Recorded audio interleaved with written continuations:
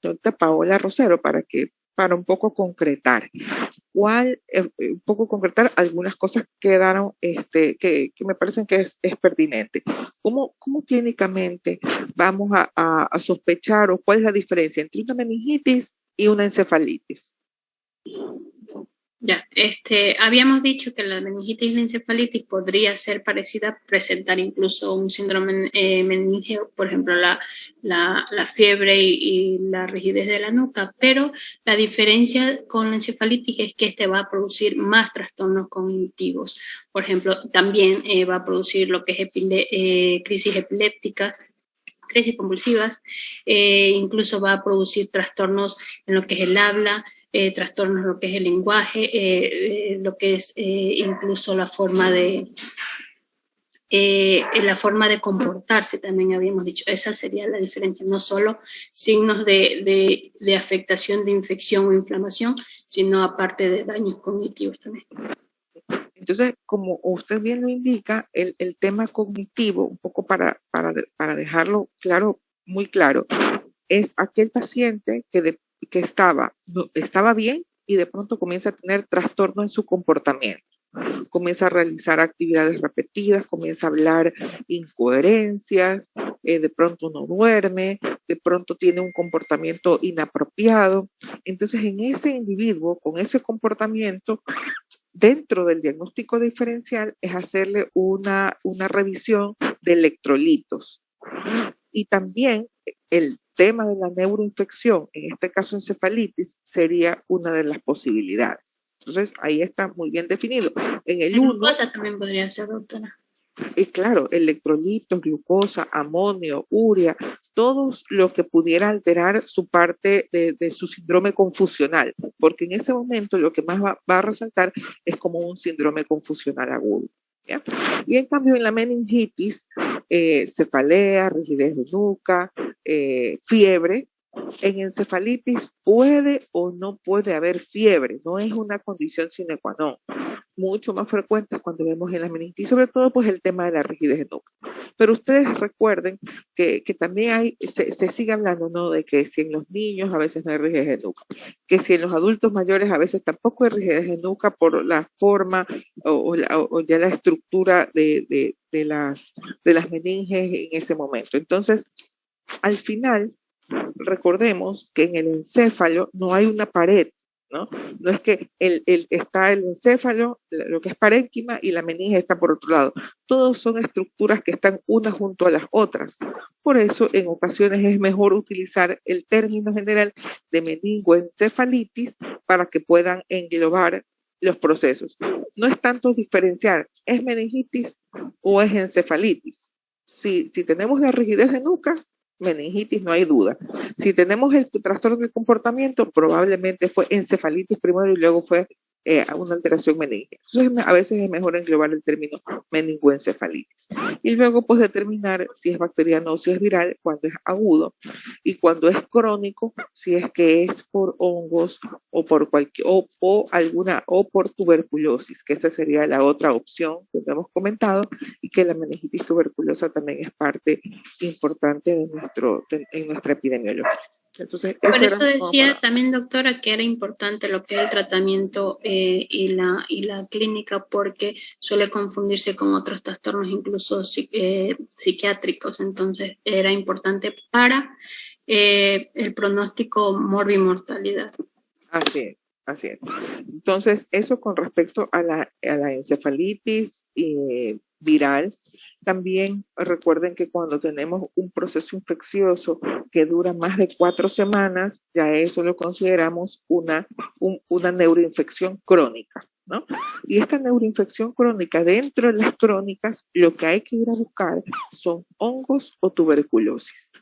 Para tuberculosis tenemos específicamente, además del estudio de líquido cefalorraquídeo y la PCR, tenemos el adenosín-deaminasa, el estudio de ADA. Y ese estudio de ADA tiene una alta sensibilidad y especificidad para Mycobacterium tuberculosis. También el GeneXpert, que es lo que ahora se utiliza, y el PCR. Eso para acotar el tema de tuberculosis. Y luego, con respecto a los abscesos que la señorita Torres mencionó, Y sobre el empiema, resaltar la importancia del estudio de imágenes. Señorita Torres, ¿cuáles son los estudios de imágenes y por qué es que es tan importante hacerlo? ¿Cómo los tendríamos que pedir?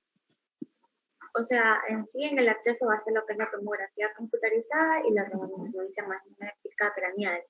En cuanto a lo que es el empiema, decía que la tomografía computarizada va a ser la más específica y que ya ahorita ya no se hace lo que es la punción lumbar. No. Cada vez que usted tenga un proceso expansivo intracraneal, no se debería de hacer punción lumbar porque se pueden herniar ese paciente, porque estamos incrementando la presión intracraneal y al momento de retirar líquido pudiera provocar una hernia. Entonces, todo lo que ocupa espacio de una manera importante, no debemos hacer una punción lumbar. Entonces, la tomografía y la resonancia son importantes, pero adicional hay que agregarles contraste, porque el contraste nos va a permitir ver las cápsulas, tanto en el empiema, el borde hiperintenso o el borde hiperdenso, dependiendo si es tomografía o resonancia en lo que se pide, y con respecto a los abscesos, ver la cápsula. Una cápsula más delgada nos indica que es un proceso infeccioso de menor tiempo. Una cápsula más gruesa nos indica que el proceso infeccioso es de mayor tiempo. Y creo yo que con ese dato más o menos podemos nosotros saber cuánto tiempo aproximadamente tiene ese proceso infeccioso. Otra cosa más, los abscesos de menos de 3 centímetros, se los trata solamente con antibiótico terapia. O sea, es un tratamiento que se considera tratamiento conservador, solo con antibiótico terapia. Y los abscesos que son de más de 3 centímetros son abscesos que deben ser drenados. Cuando son superficiales, o sea, corticales que tengan abordaje abierto, se puede hacer eso, una cirugía abierta. Pero cuando los abscesos son en estructuras más profundas, se utiliza la estereotaxia. Ya, eso hasta allí. Entonces, ¿cuáles son los antibióticos que vamos a utilizar en los abscesos también de manera empírica? O sea, mencionaba que era de acuerdo a la causa. Por ejemplo, un acceso por una otitis se da lo que era meropenem, en cambio de forma empírica se va a dar lo que es metronidazol y ceftriaxona. Ya, bueno, está bien.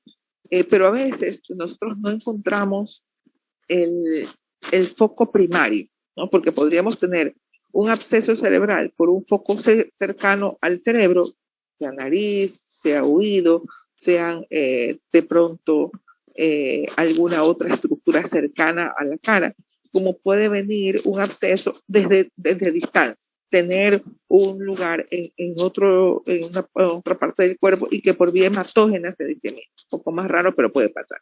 Y otra situación que hay que buscar en los abscesos son las endocarditis bacterianas, porque las endocarditis pudieran generar migración de émbolos sépticos con abscesos cerebrales. Entonces, por allí, más o menos, esa es la búsqueda que tendríamos que hacer ante un absceso. Doctora, una pregunta. Dígame. ¿Por qué se da metronidazol? ¿No es claro, pues a eso iba. Lo que dentro de los medicamentos que tiene que hacer, lo mismo de antes, ceftriaxona o cefalosparinas de tercera o cuarta, vancomicina, y aquí agregamos metronidazol hasta tener el resultado de la biopsia o hasta tener el resultado de un hemocultivo o hasta tener otros resultados que nos reorienten el tratamiento.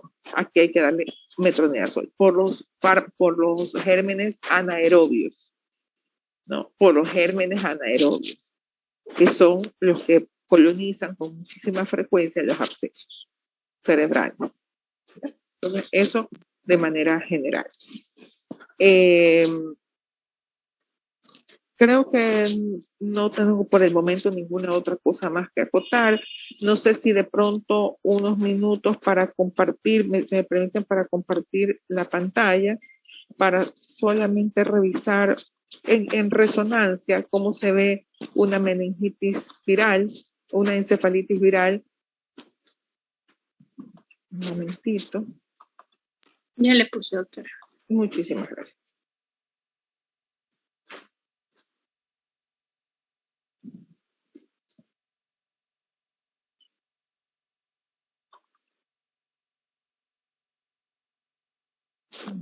A ver si aquí las tengo.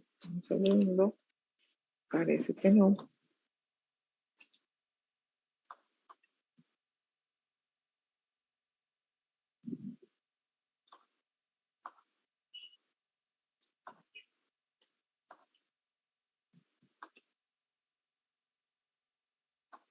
Porque tenemos que concluir un poquito antes porque hay que tomarle la lección a sus compañeras.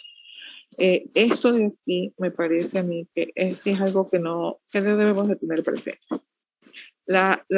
¿Cómo se vería un estudio de imágenes de una encefalitis viral? En las encefalitis virales, como sus compañeros ya bien lo han mencionado, se presenta específicamente un compromiso en frontal y en temporal. Y pueden haber lesiones que son muy sutiles, como las que señalan la flecha amarilla, ¿no? Que hay una hiperintensidad en la cisura de Silvio, ¿sí? Y tal vez un poquito en los ganglios basales por la cercanía de lo que puede ser una inflamación o por herpes simple. Como pueden haber imágenes como las que están abajo, que son muy llamativas, bilaterales, que afectan específicamente los temporales de manera bilateral, aquí con un predominio en el lado derecho. En el siguiente, pues también hay una afectación más del lado derecho.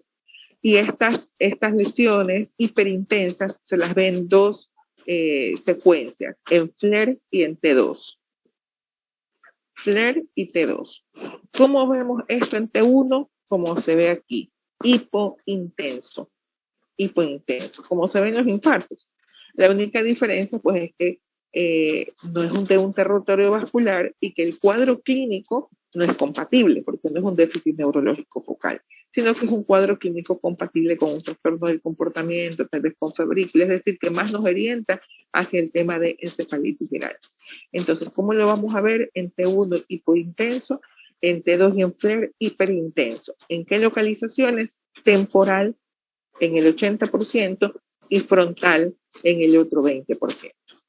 ¿Puede afectar otras estructuras? Sí, podría afectar otras estructuras. Su compañera nos mencionaba de que puede migrar a ganglios basales. Miren, fíjense ustedes aquí con una discreta afectación en ganglios basales, pero no es lo predominante, ¿no? Se migra o puede afectarse por contigüidad, pero el neurotropismo positivo que tiene el herpes es hacia el temporal y hacia el frontal. Si ustedes me preguntan cuál es la razón del neurotropismo, en realidad no lo sé. Pero ya esto que acabo de generarme la curiosidad personal, la voy a revisar por qué ese neurotropismo positivo hacia frontal y hacia temporal. No lo sé. Si ustedes tienen curiosidad, también ayuden a revisarlo para luego comentar al respecto. Bien, creo que vamos a llegar hasta aquí con respecto a la clase.